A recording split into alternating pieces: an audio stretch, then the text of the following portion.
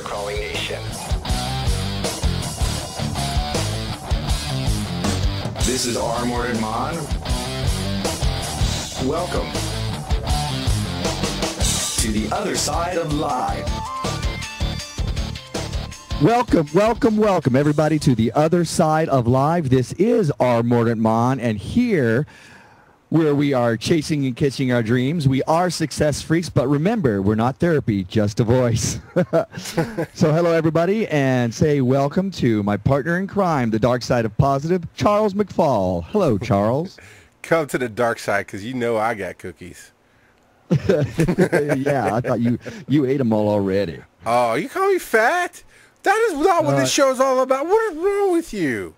I said that you like cookies. That's what I said. I do actually love my cookies. Don't worry about it. Awesome. So last week we had on our show, we were talking about overcoming hiccups. And we actually had a couple of hiccups on our own. We had sound problems that we had to get through. And I think that everybody in the chat room is messing with us, going, dead air? Do we have dead air? I think they're lagged, but that's okay. See, Manda's good. Manda's always there for us. Manda's like, I like cookies too. Or that's Wrathburn. Sorry. I saw Manda logged in, but still, Manda is still there for us. Just saying. So we're all good. What is your favorite cookie? Free. I don't know. I guess it's the golden Oreos. That's probably my go-to snack. That sounds cookies. naughty. Dude, no, you know, I hear you. But you know, I told you what I did at Christmas, where I took white chocolate or white candy chocolate thing that makes things in the candy bars, and dipped double stuffed golden Oreos in the white chocolate candy coating, and ate myself sick. Yeah, it sounds like it. I'm getting a cavity right now just thinking about it. Yeah, it was kind of rough. Maybe we'll have to do that when you're here in the spring. Well, my favorite is macadamia nut white chocolate cookies. Not that anybody cares. Yeah, but that's my personal favorite. Melt in my mouth, yummy, yummy. The ones at Subways are the best. You ever been to the Subway? I know. Right? I didn't want to pimp them out, but that's where I get them from. This is not a paid endorsement. It's not. You just like their cookies. I honestly don't know. Other than going to, I don't go to bakeries and that kind of thing. So that's just the easiest access. I don't get the chips. I'll get the sandwich, and I'll get a cookie to go with it, and replace the chips, and it's all good. It does sound good. I didn't want to make people hungry. We probably shouldn't do that. Oh, that's all. You know what? They're sitting at home. They're either listening to the podcast or they're listening to us live. It may be a replay. Whatever is happening, they're at home. They can walk over to the fridge and get cookies. So not a problem. If they got us on their iPod, they have headphones. If they've got us on their computer, they've got speakers. They have access to cookies. Me, I'm stuck in the chair. No cookie. No cookie for you. Not that anybody cares. Anyway, no, not really. Tonight's show, I love the title of tonight's show. And actually, Charles, I got to give you props for this because you came up with this. Always be learning, yo. That's right. That's right. We were talking about how the different books that I've started listening to. Another book, that I listen via audible.com. Pimping them out, not because they're paying me to, but because I use them all the time. I'm listening to another book, actually a couple more books, and it's like, you know what? That's part of what we do. Whenever we're moving towards greatness, whenever we're moving towards chasing and catching our dreams, anything that we're doing, you're always going to have to better yourself if you're going to achieve that. And you came up with always be learning, yo. So Charles, how do you always be learning? What are you doing right now? Of course you're going to put me on the spot. I don't know why I did not see that coming. I'm always talking to people who do different things than I do. Gitmo Slave has really given me a different perspective on working with people and doing audio. You give me a different perspective on the business end of things. You always talk to people where you want to be. I wanted to be on quote unquote radio. So we talked to No Agenda Stream, and I talked to Frank, and I get tips and tricks and that kind of thing. Because I never wanted to work for the man. I don't want to be on radio. I just wanted to have the experience we're having now. Growing the business, you worked for yourself as a Tortuga twin. So, obviously you're willing to talk to me a little bit. So you do that. You read books. Like everybody knows, the book we're working through this year Double your income doing what you love came from my local library for $1. They were selling it for $1, so I picked it up because why not? It's worth $1. That's better, honestly. In all honesty, it's better to spend $1 on a book that might teach you something than buy that cookie at Subway. Although they're like 3 for $1. But if you can do both, if you can have both in hand, beautiful. There you go. So, I mean, I'm always trying to listen to something, learn something, listening to shows, reading books. What about you? What do you do to always keep learning, yo? Well, well, lately, all the time I've got books on iPod. I really don't have time to read. I've got a couple of books, and I keep bringing them out once in a while. Most of my free time, if I'm sitting with the written word on a page, it's my Spanish flashcard because I'm learning how to speak Spanish. Any kind of reading, though, is done via my iPod. I've got books on that. And what somebody else has coined the phrase, and I can't remember who said this, it's Automobile University. So whenever I'm driving, I'm either driving across country or I'm driving a far way out from the festival or where I'm living to wherever I'm going, and I'll pop something in. I'm like, hey, yeah, there's more stuff that I'm excited about, that I'm learning about. So that's how I do it. Lately, I've been listening to Talent is Overrated by, where's it at? Jeff Colvin, and I'm probably saying it wrong. Talent is Overrated. What really separates the world-class performers from everybody else. That and Start With Why by Simon Sinek. And those are the self-helpy books that I've been listening to lately. So that's what I was all about. The Talent is Overrated. That sounds like somebody give that to you to tell you you're just not that good. But what is it really about? You're just not that good. Dude, you told me you're just not that important. Everybody. Put the cell phone down when you're you're at the urinal. You're not that important. But we're just chatting, getting ready for the show. At one point, he's like, "Yeah, you should read this book. Talent is Overrated." I'm like, really? That's how you want to get me prepped for the show? Is tell me I'm overrated? Awesome. He's like, no. But tell me, what is this book all about? Well, one of the points that I like about it, it talks about how it's not natural ability that makes you a world-class performer. I mean, that gets you into the game, but from the studies that they have done, it's all about the effort that you put into stuff, years of training or even months of training will put you over and above some other people who are around you. Now, everybody tends to bring up Tiger Woods, and everybody tends to bring up Mozart. They have this divine spark, this given talent that nothing can surpass. And if you actually look at the way they were raised, Amadeus Mozart, very, very lucky to have the father he was, because he was, if anything, a very, very good teacher. And he taught him from a very young age how to do certain things. And they talk about how one of his first concertos, or I'm sure I'm saying it wrong, one of his first bits of music that he put together at the age of 9 or even less than that. Yes, but what he had done was taken other people's stuff and put them together, bits and pieces from other concertos and put them all together. And that's what anybody who is learning how to do that, does that. Tiger Woods, over and over and over again, practicing stuff with his father, watching his father train him, showing him how to drive a ball for hours on end. So he, again, loved teaching. So Tiger Woods, very lucky to have that father. Sure, they might have had some innate ability, but that's not what made them a world-class performer. It was the fact that they applied themselves for so long and did what Jeff Colvin likes to call, he likes to call something, I don't know. I keep thinking dynamic practice, but it's not that. It's deliberate practice, where some people, and he uses a lot of the analogy of golf. So I think he's a player. He was going to go practice golf. He'll get on the golf course and hit the ball a few times to maybe adjust his stance and try that, and then he'll go and play a real game. Deliberate practice is when you sit there and you want to try to get that drive as close to the tee as possible, and you do that for 300 times until you can get 20 feet from the tee. So you're working on something specific. So that's what I've been listening to, and that's what this book is all about. And it's very interesting, kind of a statistical book a little bit. So that's why I recommend listening to it as opposed to reading it, unless you really get into that kind of stuff. So, well, yeah, not everybody has access to audio books like you do. 'Cause, I mean, it's great, and I don't want to get into why I don't use Audible. It's nothing personal, but a lot of people who don't who weren't buying a lot of audiobooks to start with, it's a big jump for us to get on there.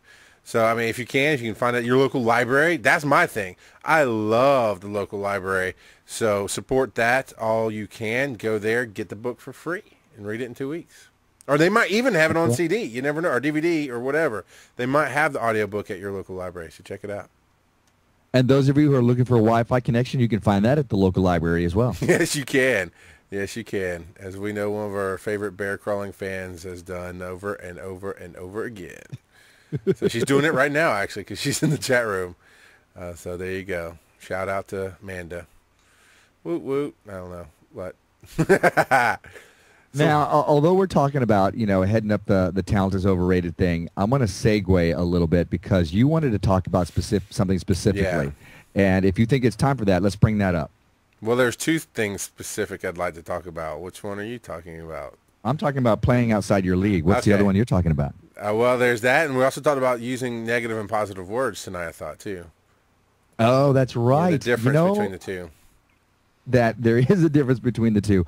Flip a coin, brother. Which one do you want to do? No, I want to do the playing outside your league. I want to talk about playing outside your league. Now, as you may or may not know, our Mordant and I are not just co-hosts. We are friends as well. You thought I was going to say something else, but I didn't. Ha-ha. But we are good friends, and we like. I was praying that you were not going to say that. Not that there's anything wrong with that. You know me so well, and I try to not mess with you too much.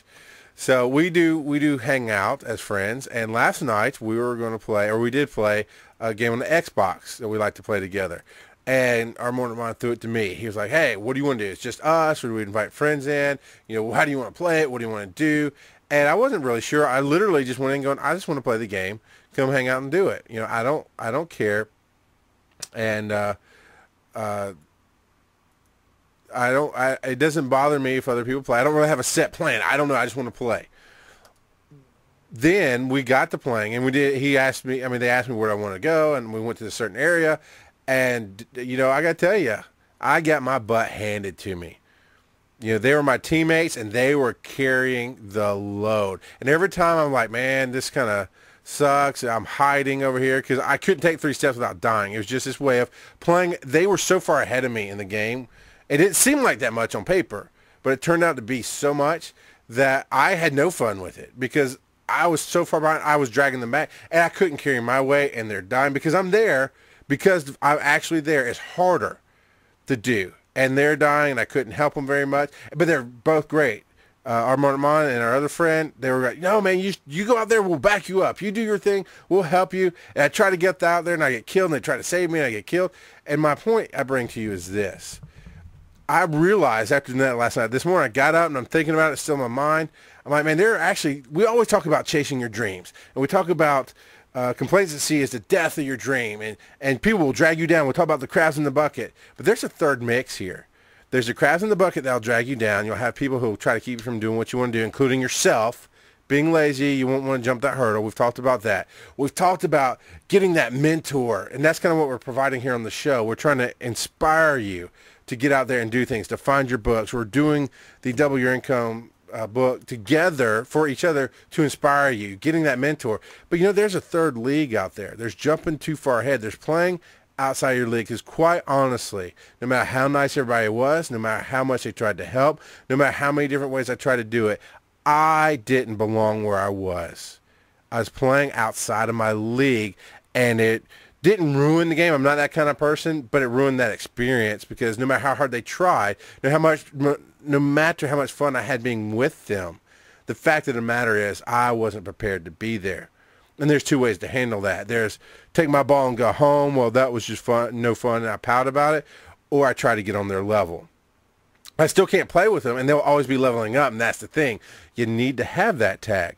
My tag has always been Rush Limbaugh, some other people. I can't think of it. I don't want to waste time trying to think of it. But people who have super established, they're millionaires. They've got millions of listeners. They run their own companies. The Steve Jobs of the world. We need these people to go, I want to be on your level. But they're always moving that level up.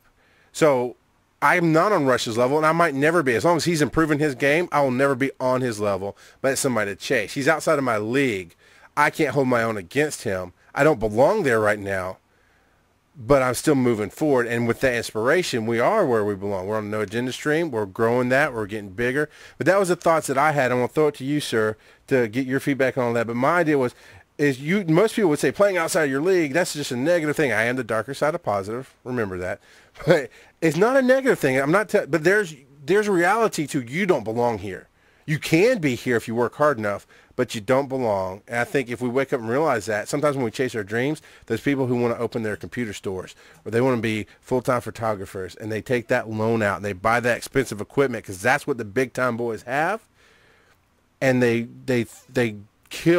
literally kill their dream because they jumped out too far to where they didn't belong. And that's kind of the takeaway I had last night was, wow, as much as I want to be here, I don't belong here. I've got to work harder to be here. What do you think about that? Well, first of all, on the game, I'm glad you brought this up because this is a point that I love to talk about. First of all, on the game last night, it wasn't that we were better players than you. Mm-mm. Sure, we played longer, right? But it was definitely the fact that you were playing a lower level character in a game that was tweaked towards our level. If we had done it the other way around, you would have been fine. So it wasn't the quality of your playing. And I can guarantee you now, when you first go back to playing at your level, mm-hmm. you're going to play a little better. Right. Because this made you face a much tougher opponent or multiple opponents. I was shot down plenty of times last night as well. So the same thing happened to me. And as we shut down the game, I kept thinking that, you know what, if I get in and play by myself right now, chances are I'm gonna smoke everything that's around me because I'm playing at a higher level right now. So now there is a too high a level, I think. I think there is a point where, you get moved beyond your comfort zone and you're actually moving into what's called the panic zone. And again, these are phrases coined by somebody that I wish I could remember. I need to write this stuff down. But as far as playing outside your league, you are the average of the people you surround yourself with. Let's say your 7 closest friend, your 5 closest friend. You are the average of those people. I was listening to a story by Jack Canfield. He was talking about he was sitting with other millionaires, other people who did the self-helpy stuff, and Tony Robbins was there. And they were all talking about how much they make a year, and then all of them were like, well, we're all making about $1 million a year. And Tony Robbins is making about $10 million a year. And they're like, well, Tony, what is it that you're doing differently that we're not doing? He goes, well, who do you hang out with? Who are the people that you're hanging out with and buddy with? And they all look around like, well, we're hanging out with each other. We're friends with everybody else here. And Tony said, I hang out with people who make $50 million a year. And although I'm not playing at that level, that's bringing me up. It's teaching me that it's allowing me to see the avenue of where to go. It allows me to see the possibility of getting there. So I understand playing too far out of your league, playing into the panic zone, you're not going to learn anything. It's your first day at the gym and you walk up to the Olympic style weightlifters and the guys who are getting ready to do a show, you're going to hurt yourself. However, right. If you walk in and you hang out with the high school kids or the college kids who are lifting weights, you might not, and it's going to bring up your game. Normally when I work out by myself, but I get a chance the last couple of weeks to work out with a buddy of mine, and he's gone through the same thing. We all work out harder, we work out tougher when there's somebody else there helping to push us or to show us new machines to work on. So I'm a big fan of surrounding yourself with people who know a little more than you, who do a little more than you. Otherwise, your water rises to its own level. You're going to stay exactly at the level you are where your buddies are at because that's comfortable, that's fun. Mm-hmm. You don't necessarily want to leave them. However, if you're playing with guys or business partners or whatever who are at a higher level than you, you're going to start amping up. And that's going to bring you up to the next level as well. And Gitmo Slave says here, sometimes you have to fake it till you make it, and that's right. And hearing what you said, you're absolutely right. And definitely, it was not my level of play because I know I can hold my own. It was the actual character skill levels in the game was the differentiating thing because I can make it to that level, and then we'll be right on the same page. And I guess that's what I'm kind of saying. Is like, trust me. I definitely don't think I'm less of a man than Rush Limbaugh. I think one day I honestly, I kind of think with enough practice, given a chance to make mistakes, if you let me make mistakes, I could do it now. But I'm not on his level now. He's the level 47. I'm the level 35, if you will. You know, but it pulls you up, and yeah, I think if you're mentally, because I wasn't mentally prepared for that. I think if I really understood what that gap would mean in the game, I would have gone in going, I'm doing this as exercise. I am going to work harder because of this. And I know I'm going to die a lot, but you know, I'm going to work harder. I think, you know what? And this is why I'm really honest. This is why I'm honest about everything I do. Because one, it gets me help because I needed to hear some of the stuff you said, but I think it helps everybody else out there. Is I basically went in with my head down. Going, I don't know what I want to do. I just want to play. That's it. I just want to play. That's all. I don't know what to do. And didn't have a plan. I think a lot of us go after our dreams that way, don't we? We go, I don't know. I just want to podcast. I want to talk on the radio. I don't know. You know, because I mean, I said that to you a few times. Well, what should we do? I don't know, dude. Just do it. I don't know. I just want to play. And going in with that mentality, I think this is a great thing, is, yeah, I'm going to go back, play harder because I want to be on the level. I'm going to go back, play harder because I played with people that are way higher than me. The obstacles I had to overcome in the game in the form of bad guys shooting at me, but still the obstacles in life that I overcame here, it made me work that much harder. I mean, I celebrated getting 1 kill. I mean, you guys were getting 50 and hundreds of kills. I got 1. I was like, look at me. I did it. I didn't say it, but I did it. You know, so yeah, that's we got to go in with a plan. If I went in with a plan, it'd have been a whole different experience, wouldn't it? Absolutely. See, going in with your head down like that is the difference between going in and practice versus going in with deliberate practice. If you go in and you're just like, I just want to play, it's just like going in and saying, look, I'm going to keep doing podcasting, and that's how I'm going to practice. Well, that's great, but that's just practice. Deliberate practice is when you pick something and go, okay, what can I do to work on? You know, once in a while, I'll go to Toastmasters so I can work on speaking eloquently. Does it always work? No, but I'm getting better. You know, I'm performing on the weekends, and sure, that's just kind of practice for me. It's not deliberate practice. If I really want to do deliberate practice and working on my funny, then maybe doing stand-up, which scares the hell out of me. But maybe doing stand-up, or maybe working on a new show, which is something that the Tortuga Twins are doing right now. But Jeff Colvin, it's a weird name. Jeff Colvin talks about he characterizes deliberate practice as hitting an 8-iron 300 times with a goal of leaving the ball within 20 feet of the pin 80% of the time, continually observing results and making appropriate adjustments, and doing that for hours a day. That's deliberate practice.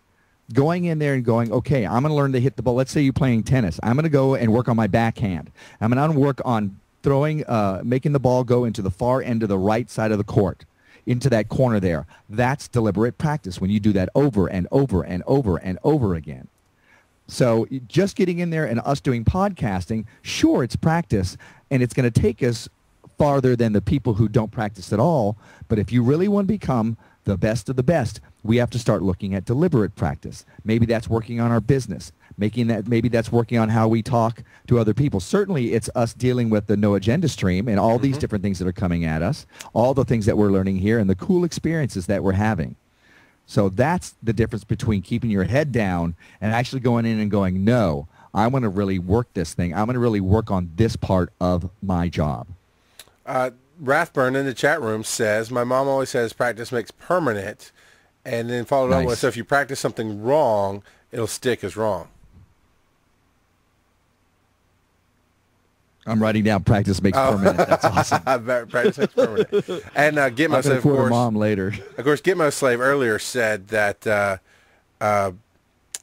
fake it till you make it, and yeah, sometimes that works. Honestly, I've been in situations to sometimes where you fake it till you make it. I mean, I'd say a quarter of my podcasting career has been that. I've contacted people that I considered way out of my league to talk to me on my show, and they responded positively. And so I had to fake it. I did not feel on their level. I did not feel ready or maybe even worthy, to be honest, to talk to them on my show, but I did it. But there's a place that's a league outside of that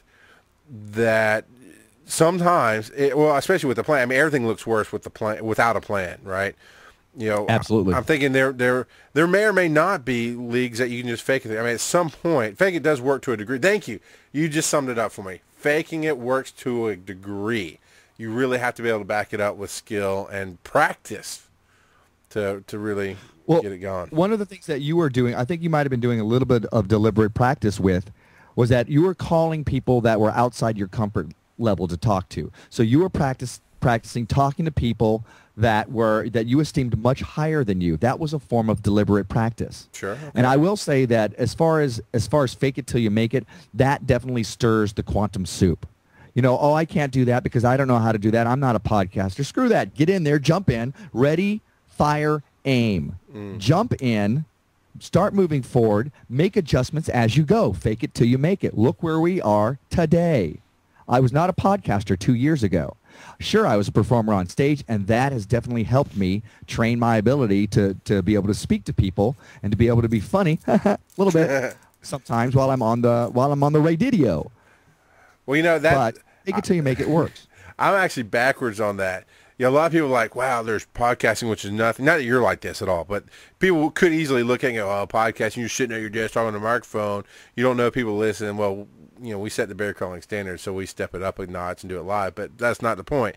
But you're on stage in front of these people. Well, for you and for me, that's backwards. I can get on stage in front of people because I don't know them. They're going to be gone in 10 minutes. You get on stage all the time. That's your job. You do the same show with exception. I'm not saying it's boring. I'm just saying you know what you're doing. It's comfortable. It's not shocking when you're a Tortuga twin. You've pulled me up I don't know how many times on stage, you and your brothers. Throw me out there. I have fun with it. No Angie. I don't take over the show because I actually know what I'm doing and I realize it's their show. Thank you, ma'am. Because I always get that. I was afraid he's going to take over the show. It's not podcasting. It's just a stage. Who cares about that? But in podcasting, it's you. All the world's a stage, baby. I know. But, it's different. It's the difference, right? Most people look at a stage and they panic, but they might could sit at a microphone.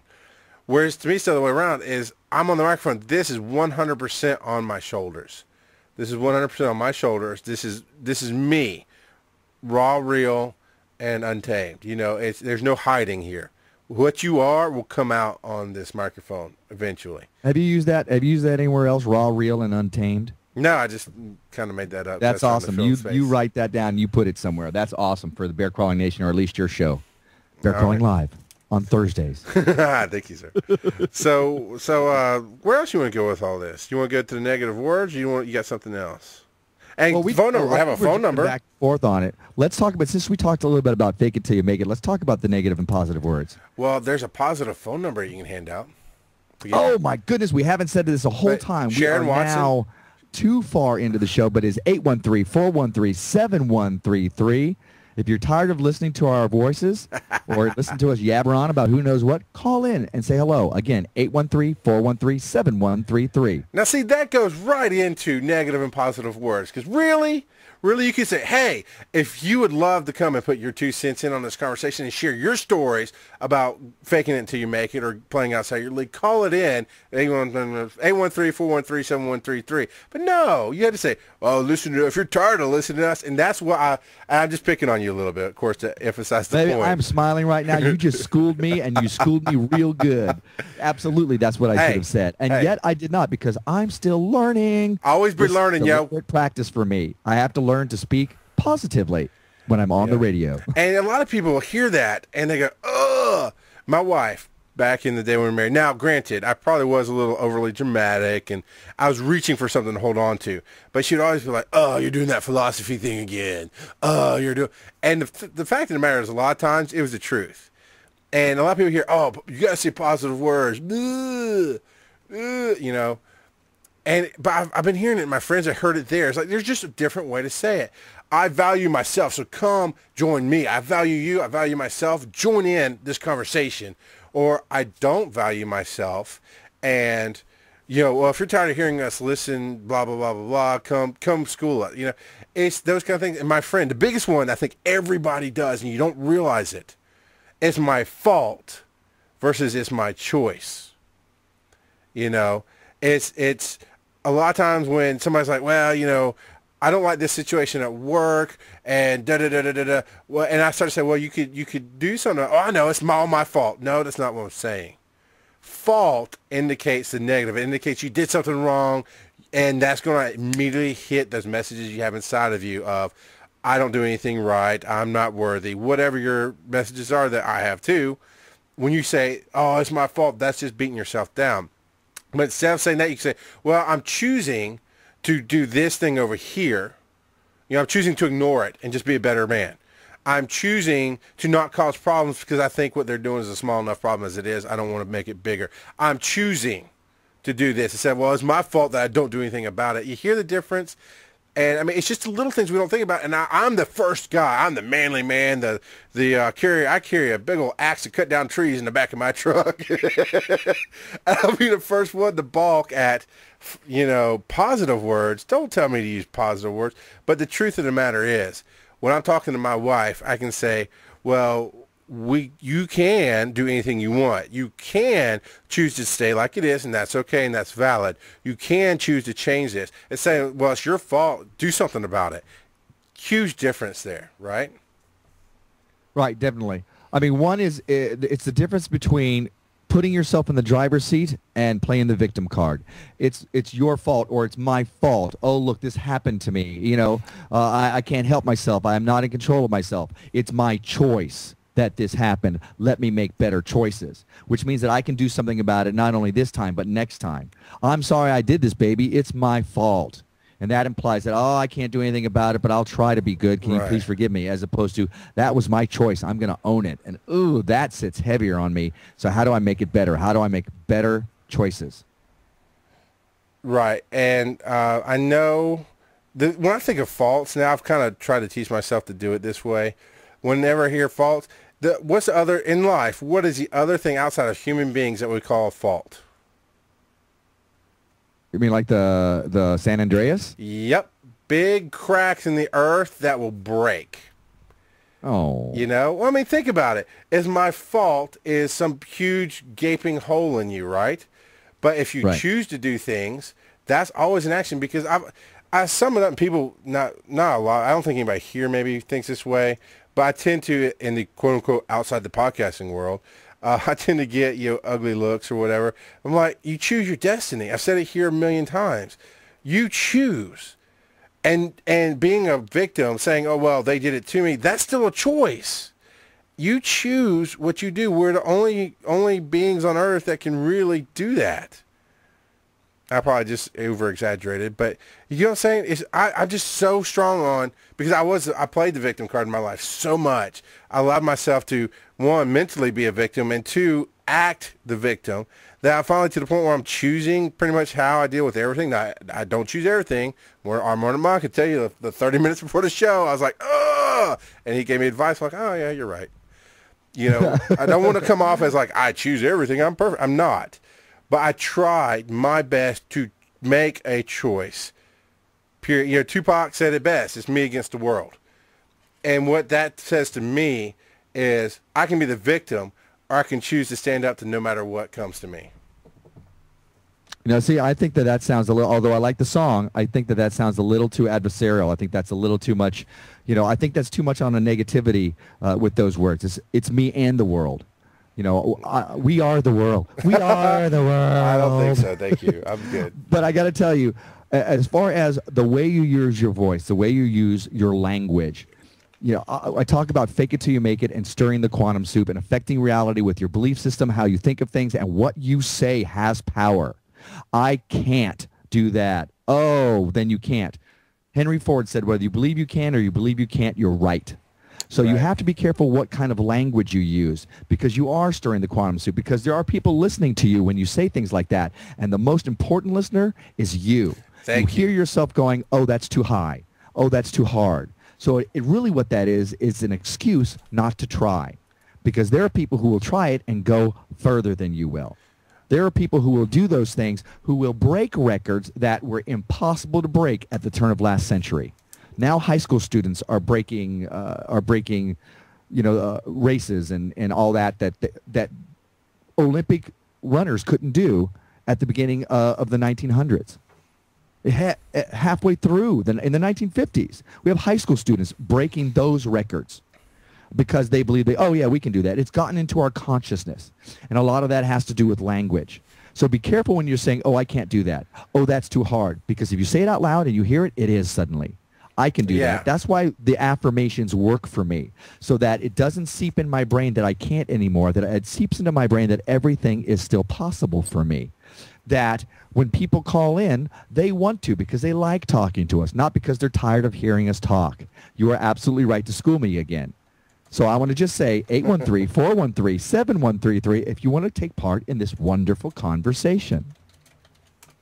So I've got two little affirmations, I guess I could say. I don't really buy the affirmation thing. I mean, I understand it. Don't get me wrong. Dude. I understand it. You are talking to the wrong Joe to say that. No. Listen to me. Let me rephrase. I don't get the affirmation thing. No. I get it. I understand.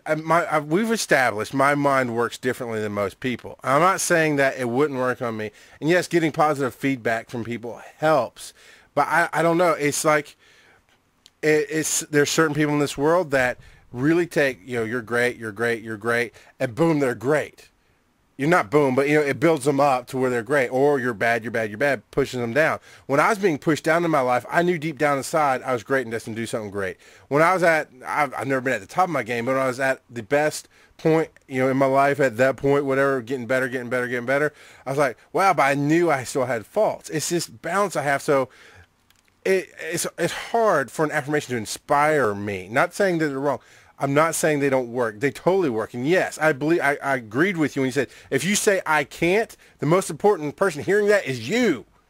Now I want to add some cuss words behind it. That's an affirmation. That's a negative affirmation. I can't is an affirmation. But I've got this thing that I say to my kids. I got two phrases I say to my kids all the time. Go to your room. Yeah. Then I repeat it. No, I actually say it to my wife too, and I'll say it to myself sometimes. The first one is do something. Don't just stand there. Don't look at me like I'm stupid. Do something, anything. I don't care. Right now, at this moment, you're locking up. The only two words you need to hear in your brain is do something. The second phrase I say is do something. So those are my two phrases that I say. How does that work out for you? How do the kids respond to that? They tend to do something. Is it because they're afraid or because they're like, oh, look, Dad just invigorated us. Let's go and do something. Well, the second one usually is because they're pissing their pants a little bit. But, the first, I try to talk to them, but at some point, I guess it is affirmation. I guess you could call it that. That's all. I stop yelling at them. I stop telling them, this is this. Look, when they lock up, I just start repeating over and over. Do something. Do something. Anything. Do something. Until they get out of their chair, until I explode and yell the last one at them, and then they run off to the roofs.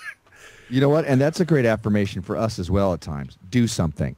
Don't just sit there and, oh, look, I'm not smart enough to do this, or I don't know how to do that, or I'm scared about doing this. Do something. Ready, fire, aim. I get that from, okay, I can see his face, but I can't think of his name right now. I get that from some really neat guy who I can't, T. Harbecker. Thank you very much. I remember well. Ready, fire, aim. Do something. Jump in and go. Correct as you go. Yes, you should do some planning. Absolutely. Deliberate practice. Absolutely. But do something. What a great affirmation. Be careful that you're not saying a negative affirmation. I can't. I'm not good enough. I don't want to is really what you're saying. I don't want to try.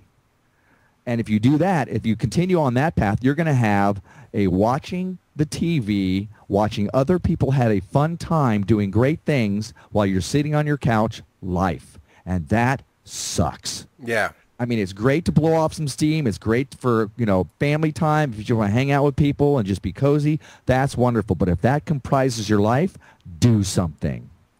Yeah. Always be learning, yo. Get out there, pick up a book, and learn how to do something new. I got to say, this whole title thing was our Mordant he's always got a really good idea of what the overall show is going to be. This is, okay, we're going to put this together. We're going to do this. We're going to do that. Blah, blah, blah.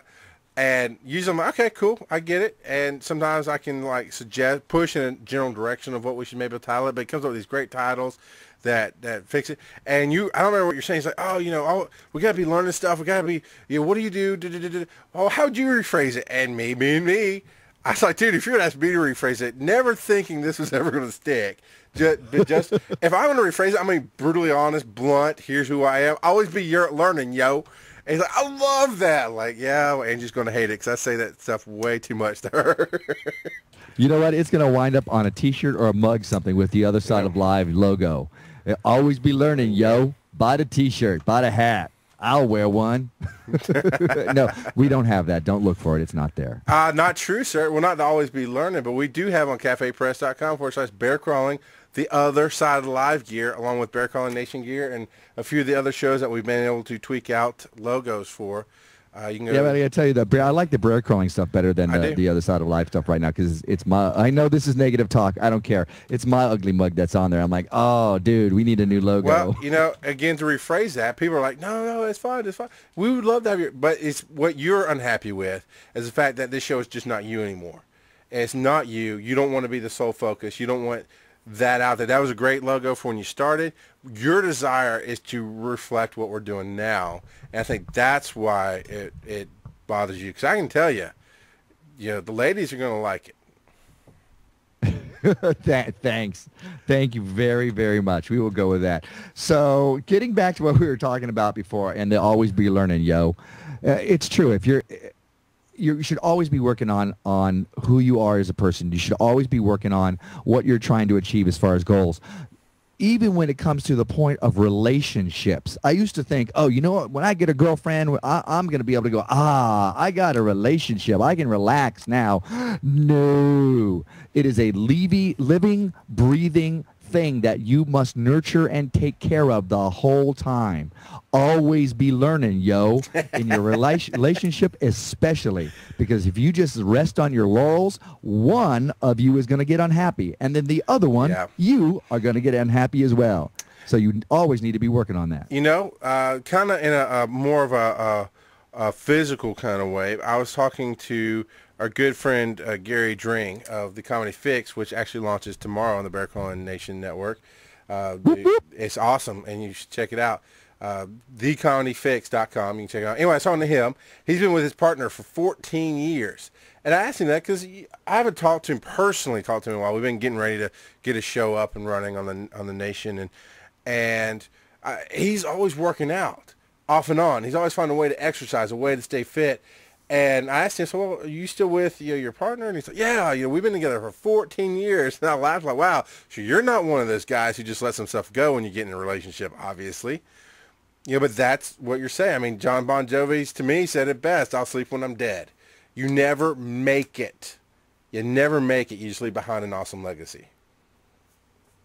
That's right. Now, we're going to segue again, unless you're going to drag me back to the topic. I think it's time to move on. Along with our Always Be Learning, yo theme, we have our Success Freaks segment. Oh, crap. I totally had a song. I'm singing this song because Charles has not given me a song to put here. I did. I totally. Oh, help me remember. I'll get it for next week. I totally have something in mind to play a little bumper here for that. I've got it. Oh, I just got really? It right. That's awesome. Yep. All right. Well, now it's my turn to go backtrack and do the ADD thing, because there is one more thing I want to say for the Always Be Learning, yo.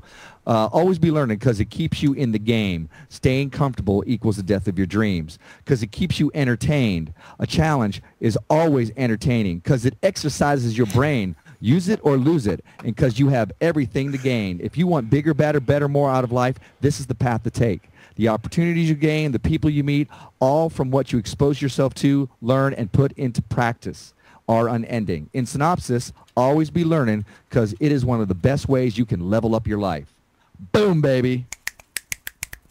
Right now, Success Freaks. Hey, wait. We're back to this. Did you just make that up, or did you write that? Oh, yeah, I'm sorry. I'm not a wordsmith like that. I wrote it down. Still, I was like, damn. That was very beat poet on the thing there. So, yeah, go ahead.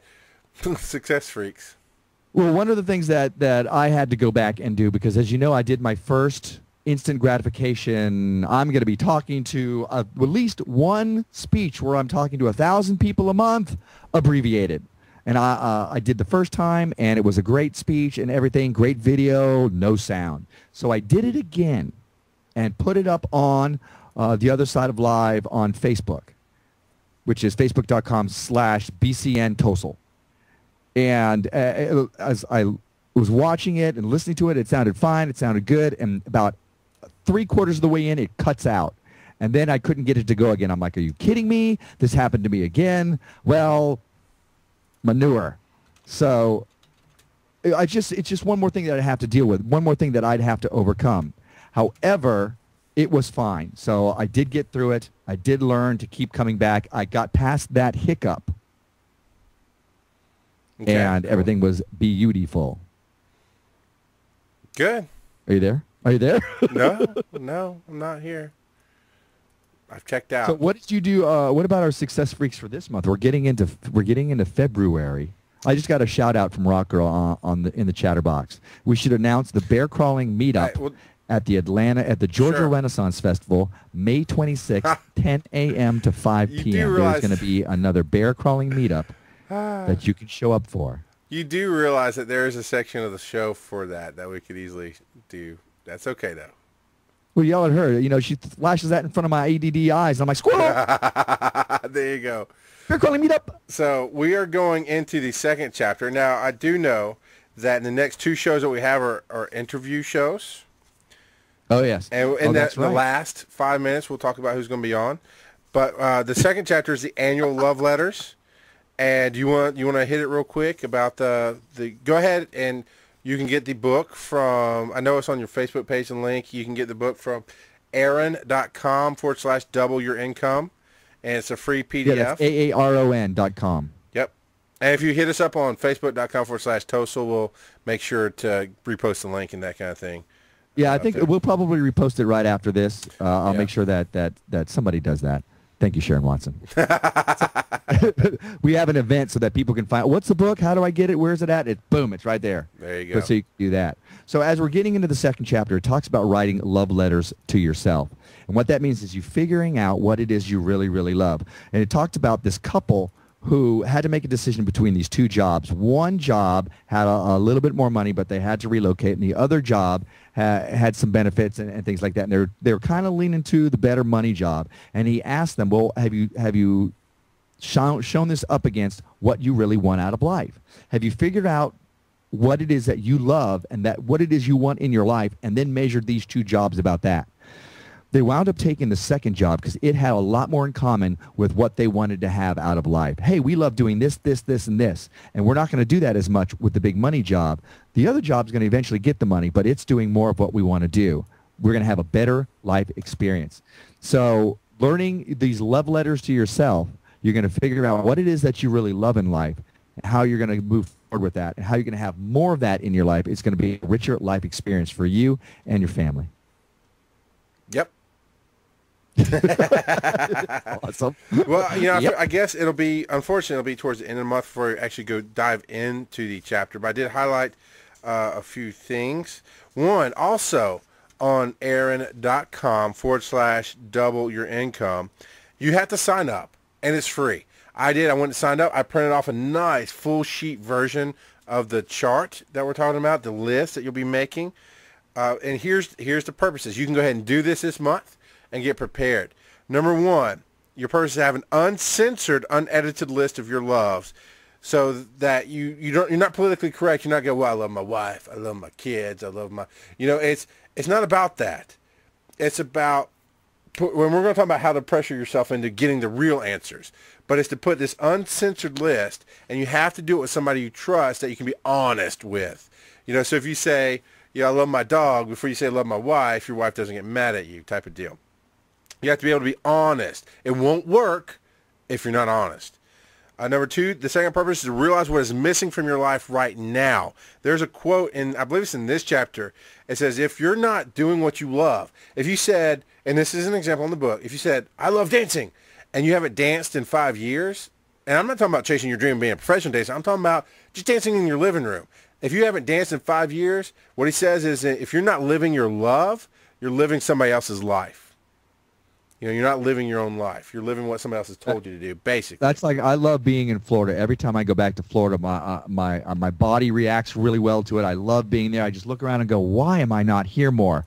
Because that's where I grew up. That's home for me. So on some level, although I really like all the other places I visit and actually love some of them, I love Florida, and I don't spend enough time there. And that's something this book has caused me to look at very closely. Good. Am I ignoring it right now? Yes, I am. However, it's on my mind. Well, the good thing is to realize what's missing from your life right now so that you can correct these deficiencies. So you can start your path to making these corrections. But some of these are right now goals, and some of these are long-term goals. And right now, you don't end up in Florida. But your long-term goal is to settle there, to found success freaks there and make me move and all that jazz. There you go, baby. And the third goal is to help you prioritize your goals based on what you love so that you move closer to what you love and further from what you do not love. So it's building the roadmap, and it's the first step in building the roadmap. And to get started, what do we have to do to each other, Ricky? Or our Mordant Mom? Oh. Beep. No, you have to beep that out. Well, that's we no have slip. to yell at each other. Yeah. What do you love? What do you love? What do you love? You know, not that fast, but pretty fast, so that the other person has only enough time to get that subconscious stuff to jump up. So they're not sitting there going, well, I love my dog, but I should really say my dad or my wife first, and I love fishing, but my boss might see this, so I should really no. It just lets you go. You know, one of the weird things that came up for me is I love swimming. I don't do it very much. I'm not a big fan of it, but every time I'm in the water, I'm like, wow, I love this, and I don't understand that. So that was one of the weird things that popped up for me. You know, I love traveling.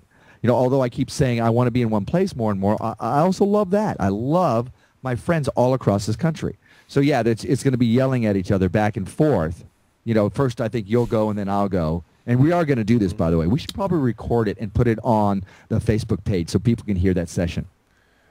Or choose not to if we hear certain things that are like, no, we can't share that. We'll bleep those out. Excellent. Actually, as the executive producer, I'm going to make the call. We're going to do this on the last show in February, or 2 shows from now. We're going to do it. We talked about this. We already went. 3 shows from now. 3 shows from now. 3 shows. Okay, 3. Yeah, the 2 interview shows and then the show after that. All right. So the show after the interview shows, we're going to do it because we need to be raw. We need to be real. We need to be exposed, and we already filled out our list a little bit, like you said, swimming. Obviously, my number one love is to talk, to connect with people, and that might actually be 2 different things. But, we filled it out so that we'd have a little bit of it, and then we're going to do it, and you never know what might come out. And I got to admit, I threw this book at our Mordant Mon, and I'm going to call him other names by accident because we do this for real. When he's in the studio or even on the phone, when we're talking to his friends, we push each other, and that's kind of my mentality here when we're talking about it, so I apologize for outing you, sir. But he came in, and he's so excited about the book, and he sees it on my desk, and he literally starts going, what do you love? What do you love? I'm like, get out of my house. What are you doing? I want to taser you. You scared me. Awesome. I was so confused at what you were doing. I was like, I've barely gotten to that part in the book. Okay, thank you. Now I got to change my pants. That's great. Yeah. But it's I think a better way to phrase it, it's to keep you from thinking about what you should love and to show you what you really do love. And we'll get more into the chapter about after we've done it, and you can do it with us. Aaron.com/double your income to download the form. Now, I would offer you the form myself, but honestly, he collects the information, obviously. He gets you to sign up. He has not hit me with a single email yet. And I think it's worth it to sign up on his website for free. So therefore, I'm going to tell you, if you want the form, go to his site to get it. Because he deserves absolutely. that. And after you've done it, I looked at it, and I'm like, you know what? I'm going to make an Excel sheet of this so I have that and I can do it on my computer. But I'm going to get everything from him first. Sure. I'm going to go through him. And honestly, we need to contact this guy and say, dude, we're pimping you out like big dogs. No kidding, right? We do. Maybe we should have him on. We should have him on. We absolutely should have him on. Let's get our people on that. Oh, wait, we are our people. Yeah, we are. In this case, we definitely are our people. Now, we've got great people to help us out. Rock Girl helps me out a ton. Sharon Watson helps you out a ton. But when it comes to contacting people, this is our game. We got to get off our mental couches and jump over to Dip and have them on. That's right. That's right. I'm still waiting for that. I'm still waiting for the big gong or noise that's going to be. I'm still waiting too. Where's our little? Because we're close to that time. It's going to be coming. So we will do this. You'll hear us, and then you can use it. If you don't have somebody you can trust, you can play us back in your headphones going, what do you love? And you can answer that yourself. And he actually suggests to do it in your own head and keep it to yourself. And that, sir, is the 5-minute wrap-up. Now we got to tell everybody where to find us and how they can come play with us. First of all, let's talk about who's going to be showing up next weekend or next Tuesday. Sure. We have a special guest, a special interview that we're going to be having. Cindy Lou from the 4-Man Plan is going to grace us with her presence. She's going to be on our show. She's going to call in.